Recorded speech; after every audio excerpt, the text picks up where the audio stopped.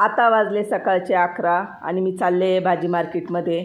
काम पण आवरलं होतं पूर्ण, तर म्हणलं चला बसूच तर आपण भाजीला तरी आणून घेऊ. कधी कधी दारावरती पण येतं विकायला, पण 2-3 दिवसांनी काही आलंच नव्हतं, तर म्हटलं चला भाजी मार्केटमध्येच जावं लागन.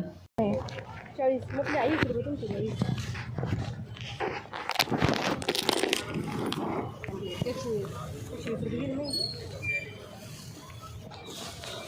बस का ओके, चला बघा.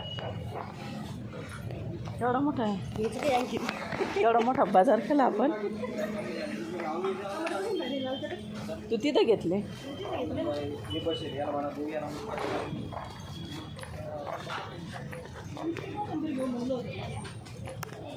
हे बघा आमचा बाजार.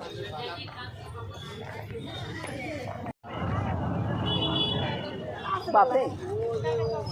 ओके, इकडं पाय एकदा.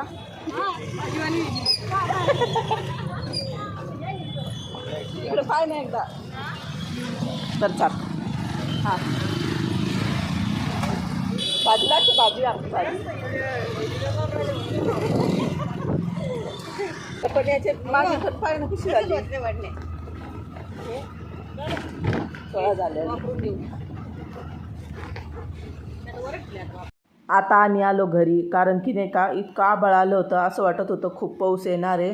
आणि पाऊस चालू पण झाला. आम्ही घरी आलो होतं, मार्केटमध्ये जाऊन आले तर मला भूक लागली होती आणि मी घेतले इथं ब्रेड वडे करायला. सकाळी जेवण केलं होतं, पण बाहेर जाऊन आले तर परत मला भूक लागली. म्हणलं चला काहीतरी चटपटीतच करूया. आलूची चटणी पण होती आणि ब्रेड पण होते, तर म्हटलं आता ब्रेड वडेच करू. मी सगळ्या ब्रेडमध्ये ना अशी चटणी भरून घेतली आहे. आणि हे बेसन पीठ आहे, याच्यामध्ये फक्त मीठ आणि ओवा टाकला आहे चोळून असा. इथं तेल गरम करून घेतलं आणि याच्यामध्ये असे वडे सोडून दिले. मीडियम गॅसवरती तळून घेते आणि हे वडे करायला पण जास्त वेळ लागत नाही आणि तळायला पण जास्त वेळ लागत नाही.